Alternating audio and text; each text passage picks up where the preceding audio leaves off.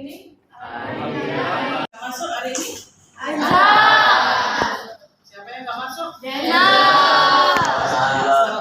Kemana? Sakit. Ya. Oke, sekarang kita absen dulu ya. Bagaimana kabarnya hari ini? Alhamdulillah sehat semua ya. Absen dulu yang nggak masuk hari ini. Angela. Ada ya? Pertama ada Zahra, Burhanuddin, Dava, Denzel, Denzel sakit ya. Dinda, Elisa, Evelyn, Gendis, M. Irfan, Muhammad Alif, Muhammad Falah, Muhammad Yoga. Gak masuk ya, sakit ya. Terus Nadia, Najwa Chelsea, Najwa Salma, Putri Safa ada ya? Ada. Salsabila, Satrio, Azhara, Burhanuddin, Dava, Denzel sakit ya. Denzel sakit. Dinda hadir, Elisa hadir, Evelyn, Gendis hadir, M. Irfan hadir, Muhammad Alif, Muhammad Falah, Muhammad Yoga, Muhammad Yusan hadir, Nadia Putri hadir, Najwa Chelsea, Najwa Salma, Natasha hadir ya. Nilam, Nismatul, Putri Safa, Ramada, Salsabila, Satrio, Tiara, Uli, Yenda, Yusuf, Hawa Intan. Terima kasih kalian hari ini masih tetap diberi kesehatan, semangat untuk sekolah. Tetap semangat ya. Oke, sekarang untuk ini kita mulai dengan fenomena geosfer. Yang kita pelajari adalah litosfer. Masih ingat apa itu litosfer?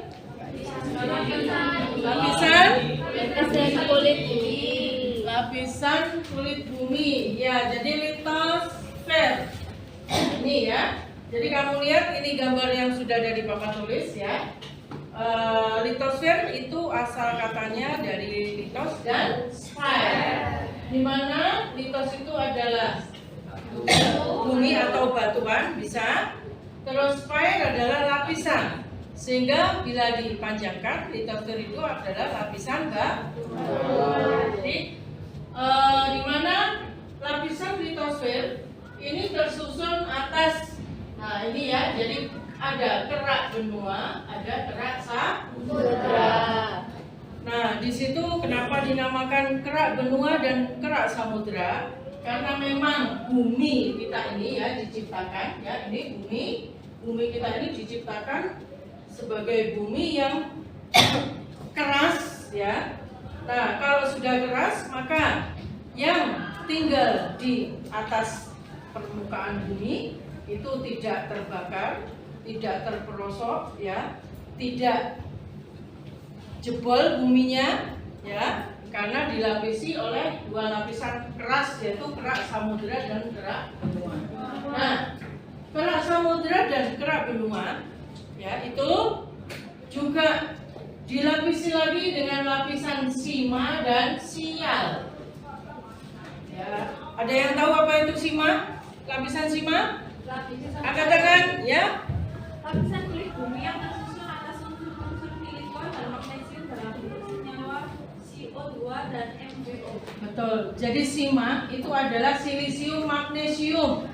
Jadi yang dinamakan silisium magnesium itu adalah lapisan bumi yang terdiri dari oksida ya atau besi ferrum. Ini begitu kuatnya yang dinamakan lapisan yang menyusun kulit bumi. Satu lagi adalah lapisan sial. Siapa yang tahu lapisan sial? Ayo, ya. Lapisan sial yaitu lapisan kulit bumi yang terdiri atas oksigen, silikon, dan aluminium dengan lapisan sinyalnya berisium 2 dan Al2. Iya, betul ya. Jadi lapisan sial itu adalah lapisan silisium aluminium, ya.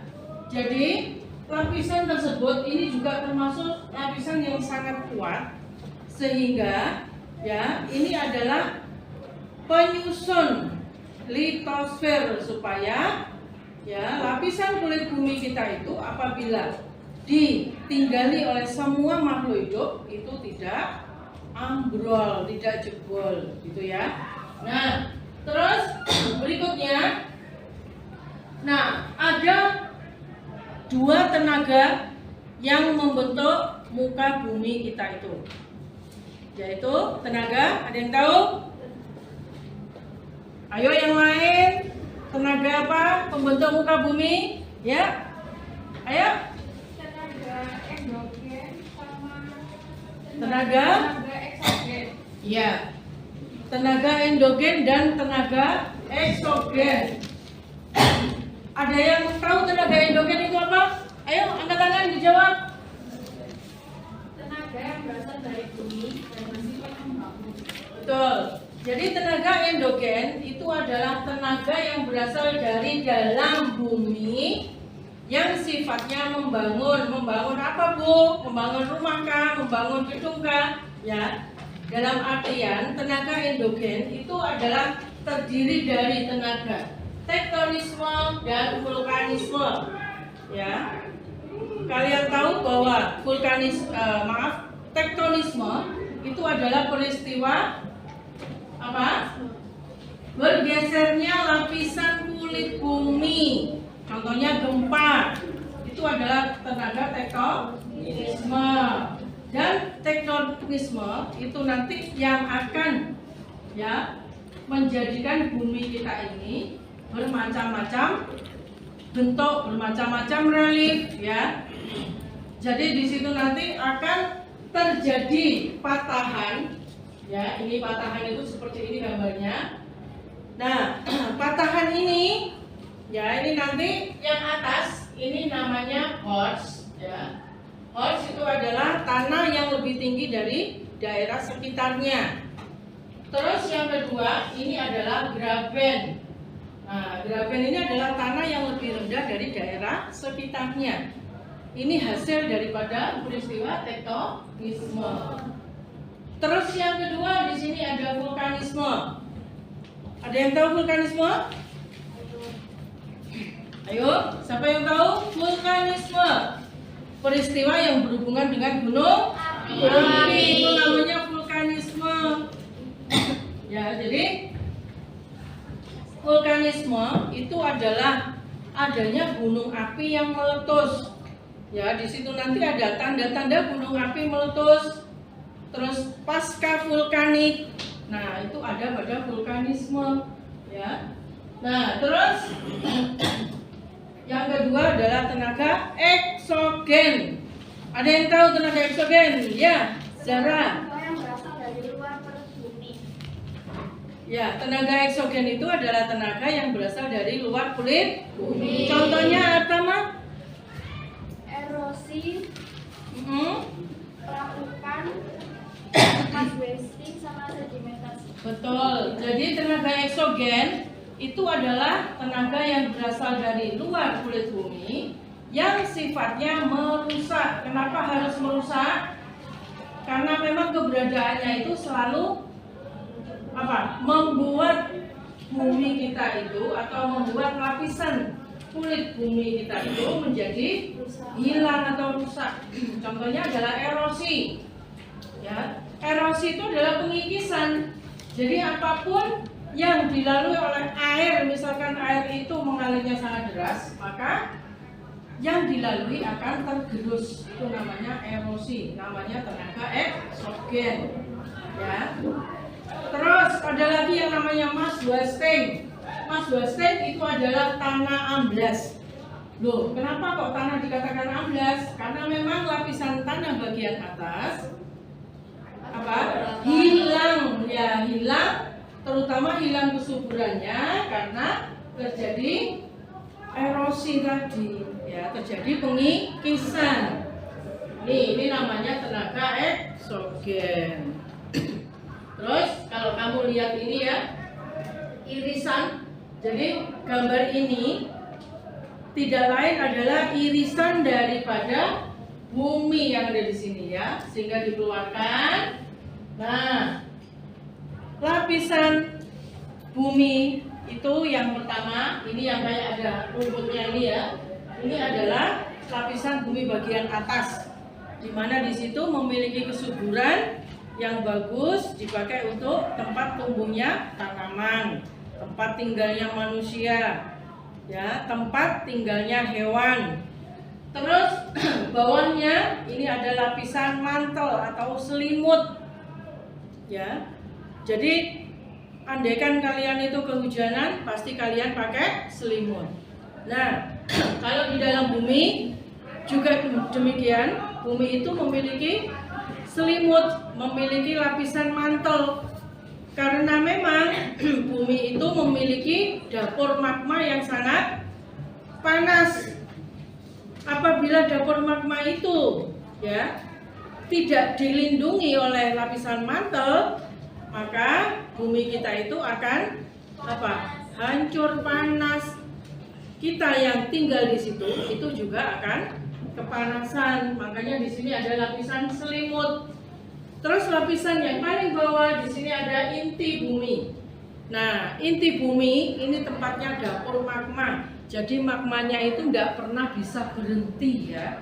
Jadi terus magmanya terus ya, terus menghasilkan magma. Nah, magma tersebut akan bisa keluar sampai ke permukaan bumi melalui proses vulkanisme. Nah, di inti bumi itu terdapat magma. Nah, magma yang keluar sampai ke permukaan bumi melalui gunung api yang meletus itu nanti akan menjadi batuan beku. Ya, karena magma itu ada dua, magma atau lava panas dan lava dingin. Ya, kenapa disebut lava dingin? Angkat tangan. Karena, ayo Zara. Ya, jadi magma dingin itu tidak lain adalah magma pada saat mengalir ke permukaan bumi itu ya turun hujan sehingga magmanya menjadi magma dingin. Ya, itu.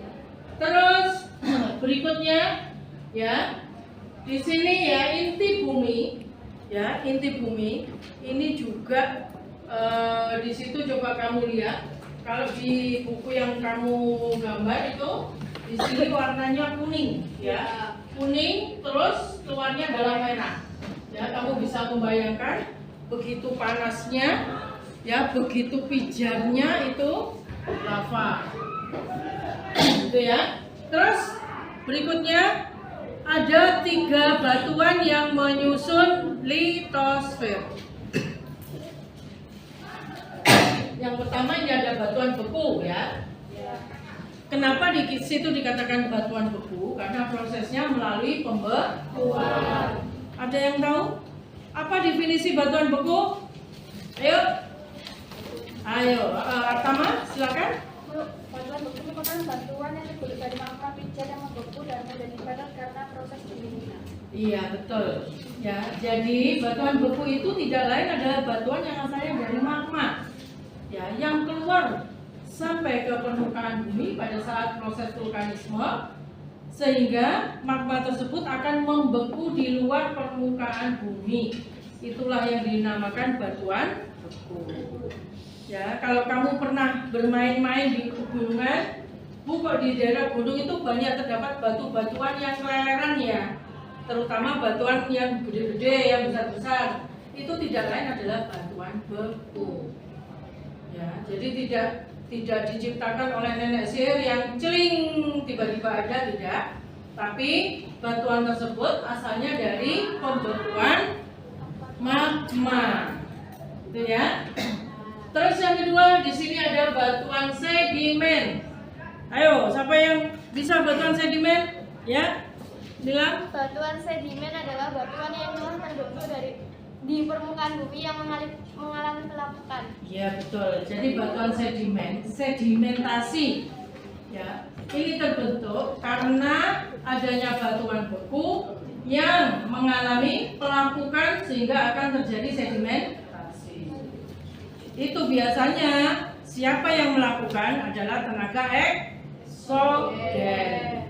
Jadi tenaga eksogen yang melakukan seperti itu. Terus yang ketiga di sini ada batuan metamorf.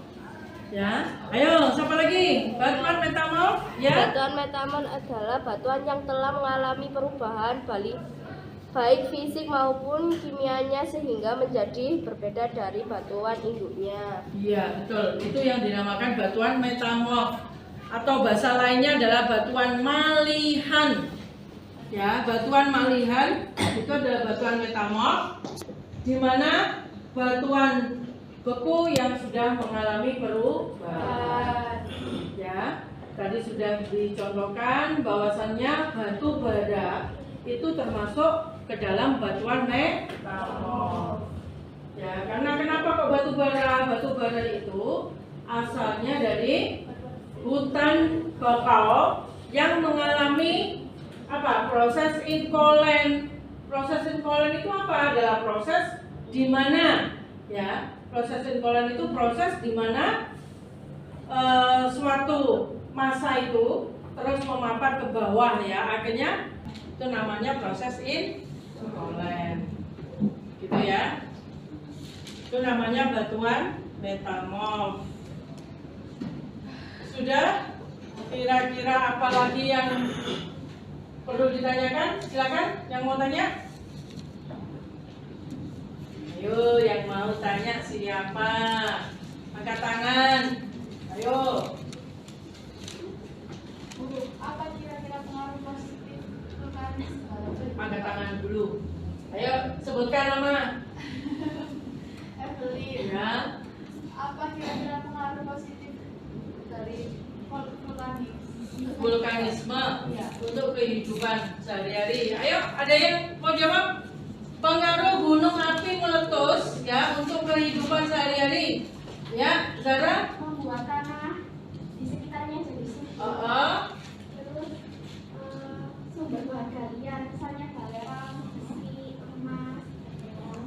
Betul. Jadi, ya, dampak positif dengan adanya vulkanisme, gunung api yang meletus itu sangat banyak sekali ya, terutama tanah ya di sekitar gunung api itu akan menjadi subur karena gunung api yang meletus itu mengeluarkan apa? Bahan padat, bahan cair dan bahan gas. Nah, kesemuanya ini nanti berkolaborasi sehingga membentuk suatu tanah yang subur. Ya, terus bertambahnya sumber daya mineral yang berupa sumber mata air panas, ya margani itu loh ya, sumber mata air panas, terus bahan-bahan bangunan itu tentunya bertambah banyak pada saat setelah gunung api meletus. Itu namanya pasca vulkanik. Ya, ayo yang lain lagi mungkin ada yang ditanyakan? Silakan. Ayo, ya siapa? Kenapa tenaga eksogen bersifat merusak dan tenaga eksogen itu dari mana saja? Oke, ayo yang mau menjawab silakan. Ayo, tenaga eksogen, tenaga yang berasal dari luar kulit bumi. Ayo yang jawab. Siapa yang jawab boleh? Ayo. Duh. Gak bisa. Loh. Ayo, siapa yang jawab? Loh, ya apa sih? Ayo. Belum paham berarti. Belum paham, ayo ya, Aisyah. Karena tenaga eksogen merupakan tenaga yang dapat merombak dan berubah bentuk muka bumi atau berwarna di mana ada. Contoh-contohnya adalah air, angin, dan gas. Iya, itulah yang dinamakan tenaga eksogen. Jadi tenaga eksogen itu adalah tenaga yang berasal dari luar bumi yang sifatnya merusak. Apa saja yang dirusak? Semua yang dilalui, ya. Semua yang dilalui oleh tenaga eksogen itu pasti rusak karena adanya erosi misalkan, abrasi misalkan, ya, dan yang lain-lain. Oke anak-anak, mungkin materi hari ini itu dulu. Ada yang perlu ditanyakan lagi?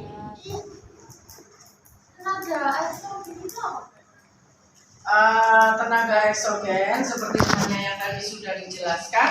Tenaga eksogen itu adalah tenaga yang berasal dari luar bumi yang sifatnya merusak. Ya, contohnya ada yang jawab, angkat tangan. Contohnya, ya, erosi, terus, Sedimentasi, ya, pelapukan, ya, dan mesin. ya. Berikan aplaus. Ya, kalian sudah ngerti berarti ya? Sudah? Kalau tidak ada, berarti sekarang kalian mengerjakan tugas. Terus berarti kalian mengerjakan lembar kerja siswa. Lembar kerja siswa halaman ini ya. Halaman 19. Silakan dikerjakan tugasnya halaman 19.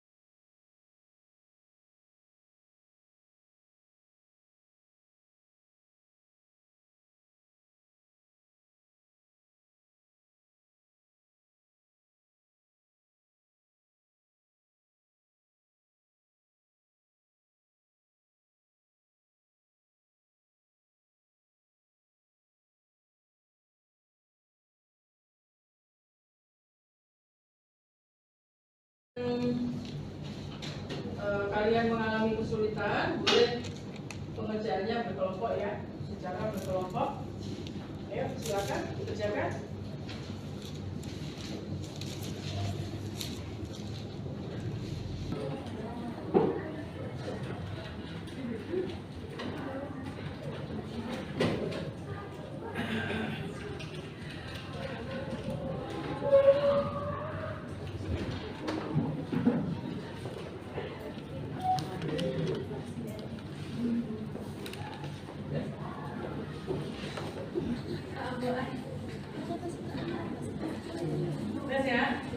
Untuk kegiatan pembelajaran hari ini kita sudahi sampai di sini ya.